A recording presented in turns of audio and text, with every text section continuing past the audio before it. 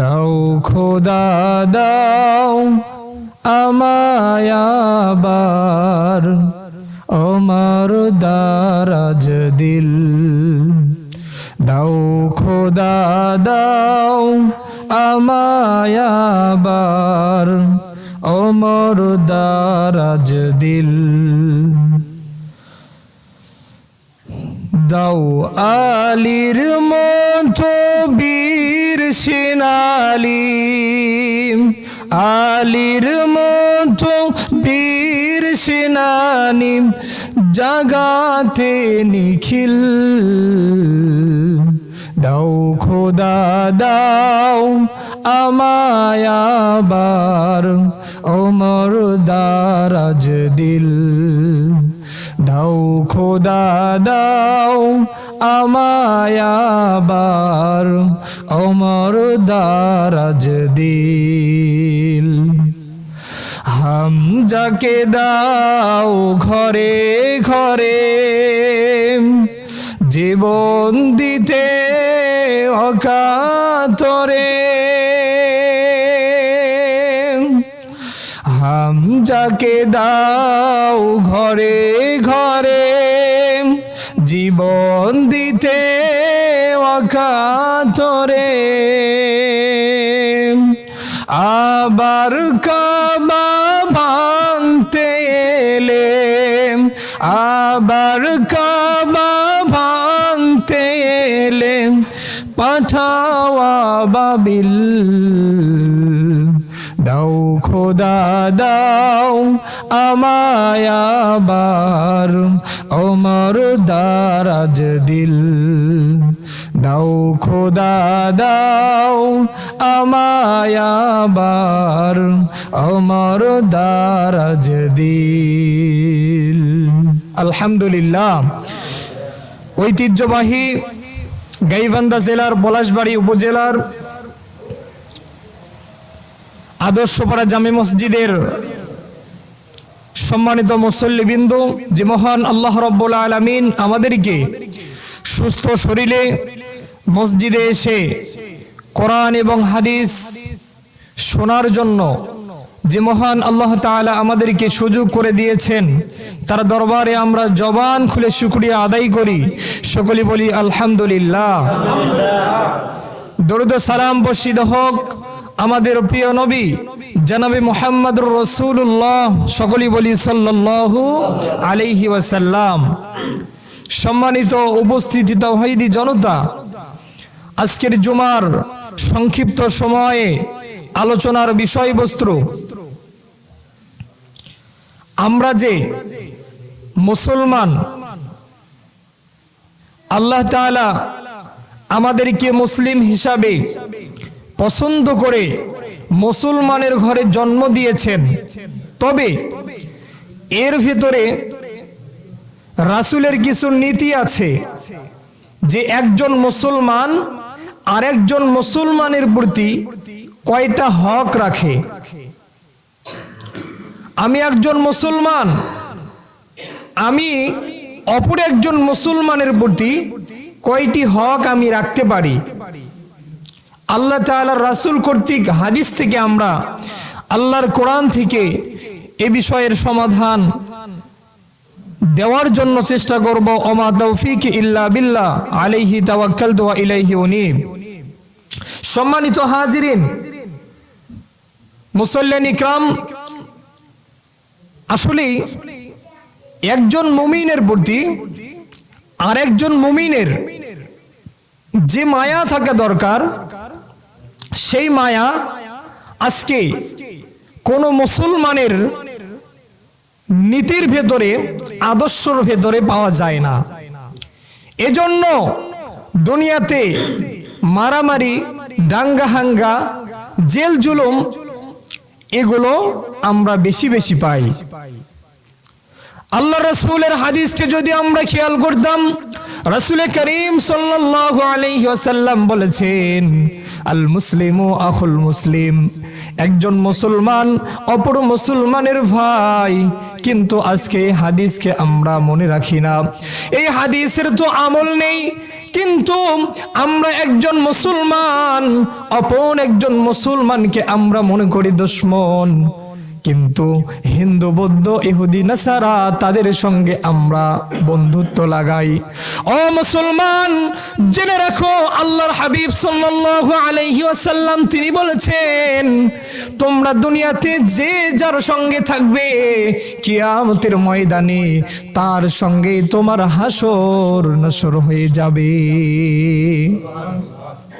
মুসলমান ভাইরা আমার, আজকে আল মুসলিম ও আখুল মুসলিম এই হাদিসের বুদ্ধি যদি আমরা আমল করতাম, আপনি আমি যদি আমল করতাম, তাহলে পৃথিবীর ময়দানে কখনো জিল জুলুম থাকতো না, মারামারি থাকতো না।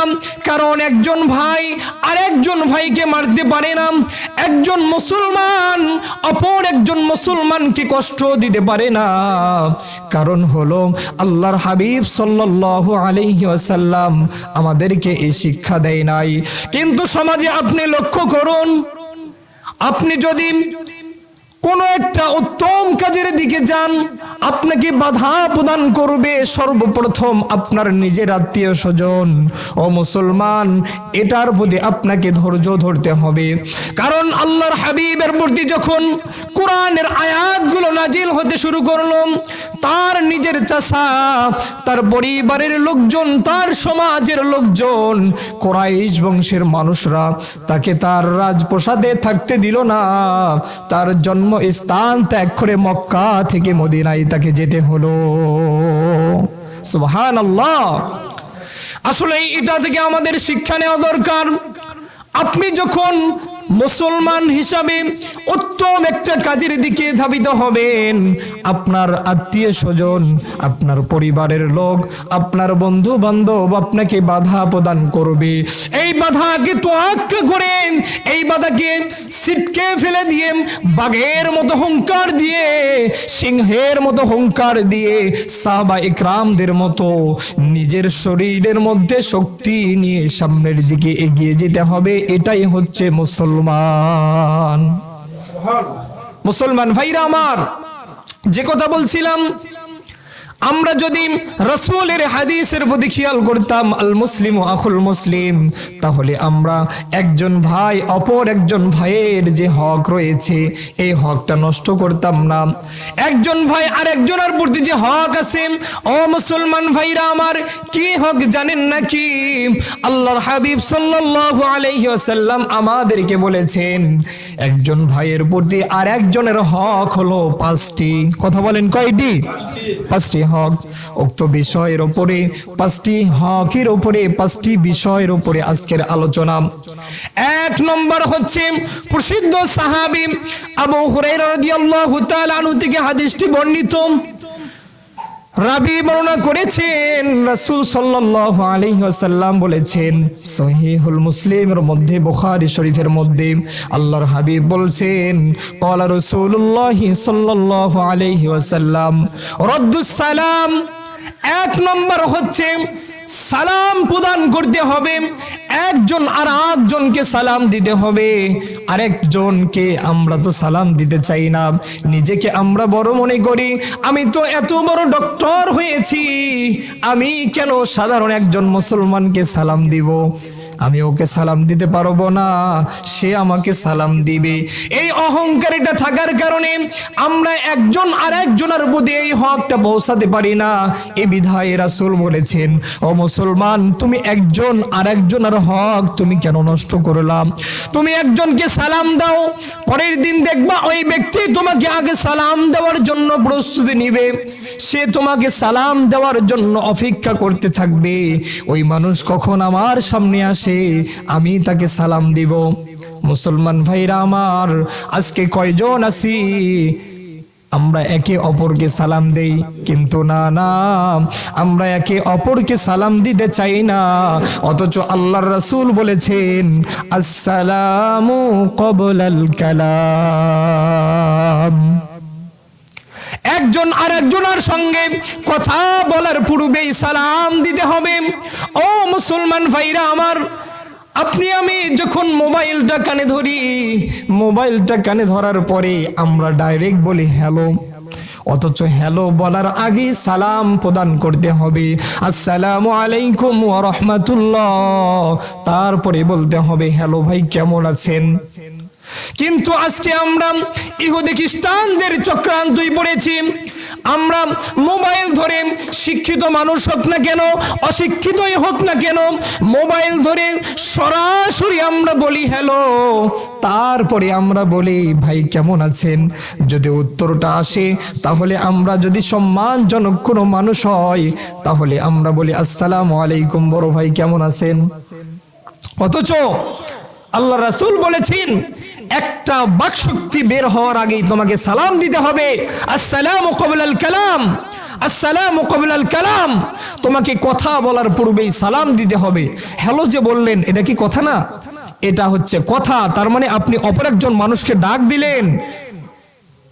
সম্মানিত হাজিরিন, কিন্তু আজকে আমরা এই হাদিসের প্রতি খেয়াল করি না। আজকে হাদিসটা আমাদের মধ্য থেকে হারিয়ে যাচ্ছে, রাসূলের সুন্নাহগুলো আমাদের ভেতর থেকে হারিয়ে যাচ্ছে। আমরা তো মুসলমানের ঘরে জন্ম নিয়েছি, কিন্তু প্রকৃত ভাষায় মুসলমানের যে আদর্শ হওয়া দরকার, এই আদর্শ আমাদের মধ্যে খুঁজে পাওয়া যাবে না। ও মুসলমান ভাইরা আমার, আমরা যদি রাসূলের আদর্শ ধরতে পারি, আমরা যদি রাসূলের সুন্নাহ মোতাবেক জীবনে আমল করতে পারি, কিয়ামতের ময়দানে আল্লাহর হাবিব হাউজে কাউসারের পাশে আমার আপনার জন্য শাফাতের জন্য দাঁড়িয়ে থাকবেন। বলেন সুবহানাল্লাহ। শুধু এটাই নয়, ওই কিয়ামতের ময়দানে সেই কঠিন মুসিবতের সময় যখন কেউ কাউকে চিনবে না, কোন নবী পরিচয় দিবে না, কোন নবী তার যে পয়গম্বরগুলো ছিল, তার যে বান্দাগুলো ছিল, তার যে মানুষগুলো ছিল, তার যে কৃতিত্ব ছিল, তাদেরকে পরিচয় দিবে না। কিন্তু আমাদের নবী, প্রিয় নবী জনাবি মুহাম্মদুর রাসূলুল্লাহ সাল্লাল্লাহু আলাইহি ওয়াসাল্লাম আমার আপনার জন্য জান্নাতে প্রবেশ করবে না, জান্নাতে প্রবেশ করবে না। সিজদায় পড়ে যাবেন, সিজদায় পড়ে যাবেন, সিজদায় পড়ে যাওয়ার পরে মুহাম্মদ সাল্লাল্লাহু আলাইহি ওয়াসাল্লামকে আল্লাহ ডাক দিয়ে বললেন, ইয়া রাসূলুল্লাহ, ইয়া হাবিবাল্লাহ, তুমি তো আমার বন্ধু, তুমি কেন জান্নাতে প্রবেশ করো না, তুমি কেন সিজদায় পড়ে আছো?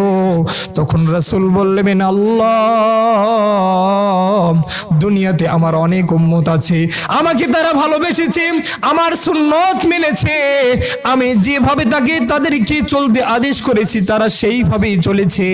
ইয়া রাসূলুল্লাহ, ইয়া আল্লাহ, আমি তাদেরকে রেখে জান্নাতে প্রবেশ করতে পারবো না, আমি তাদেরকে রেখে জান্নাতে প্রবেশ করতে পারবো না। ও মুসলমান ভাইরা আমার, আমার আপনার জন্য আল্লাহর হাবিব জান্নাতের গেট থেকে ঘুরে এসে আমার আপনার জন্য সুপারিশ করার জন্য প্রস্তুতি নিয়ে থাকবেন।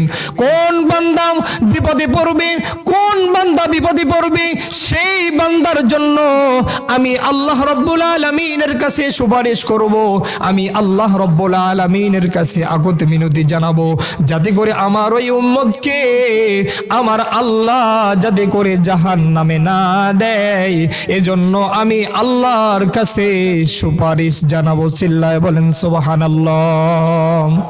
মুসলমান ভাইরা আমার, তাহলে আজকে আমরা এই রাসূলের আদর্শ কোথায় হারিয়ে ফেলেছি? তাহলে বলছিলাম, একজন মুসলমানের প্রতি আরেকজন মুসলমানের যে হক রয়েছে তার মধ্যে একটি নিয়ে আলোচনা করলাম। এক নম্বর হচ্ছে রদ্দুস সালাম, একে অপরকে সালাম দিতে হবে। রাসূলুল্লাহ সাল্লাল্লাহু আলাইহি ওয়াসাল্লাম বলেছেন, তুমি যখন রাস্তা দিয়ে চলবা, রাস্তা দিয়ে চলার সময় তুমি যদি একজন হও, তোমার আর এক পাশ দিয়ে যদি দুইজন ব্যক্তি আসে, উচিত হবে তোমাকে সালাম দেওয়া, কারণ তুমি একজন ব্যক্তি আছো, একজন ব্যক্তি থাকলে দুইজন ব্যক্তিকে সালাম দিতে হবে। তুমি যদি হাঁটিয়ে যাও, তাহলে হাঁটা ব্যক্তি বসা ব্যক্তিকে সালাম দিবেন। আর যে ব্যক্তি গাড়িতে থাকবে সাইকেলওয়ালা ব্যক্তিকে সালাম দিবে, যে ব্যক্তি কারে থাকবে মোটর সাইকেলওয়ালা ব্যক্তিকে সালাম দিবে। এভাবে আল্লাহর হাবিব সাল্লাল্লাহু আলাইহি ওয়াসাল্লাম আমাদেরকে উদাহরণ দিয়েছেন। প্রত্যেকজন ব্যক্তিকে সালাম আদান প্রদান করবে, এটাই হলো সুন্নাত। কিন্তু আজকে আমরা কোথায়? যদি একটু সমাজের কোনো দায়িত্ব পাই, যদি থানার কোনো দায়িত্বশীল হই, আরে কিসের মৌলানা, কিসের হুজুর, কিসের বাবা আর কিসের চাচা, আমি তো থানার সভাপতি, আমি তো মসজিদের সভাপতি, মসজিদের সিগনেচারি। কিন্তু আপনার সিগনেচার কিয়ামতের ময়দানে কোনো কাজে আসবে না। কাজে আসবে আপনার সালাম, আপনার সিগনেচার কোনো কাজে আসবে না। আপনি একটা সিগনেচার দিয়ে একটা মানুষের জেল দিতে পারেন, কিন্তু একটা সালাম দিয়ে আপনি জান্নাতের একটা সওয়াবের অধিকারী হয়ে যেতে পারেন। বলেন সুবহানাল্লাহ। আপনার একটা সিগনেচারের কারণে একজন মানুষ দুনিয়াতে থাকতেও পারে, নাও থাকতে পারে, কারণ সে মানুষের ফাঁসির অর্ডার হবে আপনার একটা সিগনেচারের কারণে। কিন্তু যদি আপনি মনে করেন আমি সিগনেচারটা দেব না, তাহলে মানুষটি কয়েকদিন হয়তো বা বেঁচে থাকবে। আর আপনি যদি মনে করেন আমি জান্নাতে একটি ঘর নির্মাণ করে নিব, তাহলে যদি আপনি সব সময় বলেন সুবহানাল্লাহ, আলহামদুলিল্লাহ, আপনার জন্য আল্লাহ তাআলা ঘর নিযুক্ত করে দিবেন। বলেন সুবহানাল্লাহ। কত একটা সুযোগ দিয়েছেন আল্লাহ তাআলা আমাদেরকে। কিন্তু আজকে আমরা কি মনে করি? আমরা মনে করি আমি তো এত বড় এক মাপের মানুষ, আল্লাহ না হলেও চলবে। নমরুদ, ফিরাউন তারাও ছিল। আপনি তো সাধারণ মানুষ, আপনাকে কে মূল্যায়ন করে? যখন দরকার হয় তখন আপনার কাছে যায়, দরকার পার হয়ে গেলে আমি চিনি না সভাপতিকে, চিনি না প্রেসিডেন্টকে, চিনি না রাষ্ট্রপতিকে, আমার দরকার শেষ, তোর আর দাম নেই আমার কাছে, কারণ নিজের কর্ম নিজেকে করে খেতে হবে, তুমি আমাকে আর দিবে না। কিন্তু যখন আপনি বিপদের মধ্যে পড়বেন, সেই সময় আপনাকে কার কাছে যেতে হবে? আপনাকে তার কাছেই যেতে হবে যার উম্মত আমি যার উম্মত, আপনি যার উম্মত, মুহাম্মদুর রাসূলুল্লাহ সাল্লাল্লাহু আলাইহি ওয়াসাল্লাম, তার কাছে আপনাকে ফিরে যেতে হবে। মুসলমান ভাইরা আমার,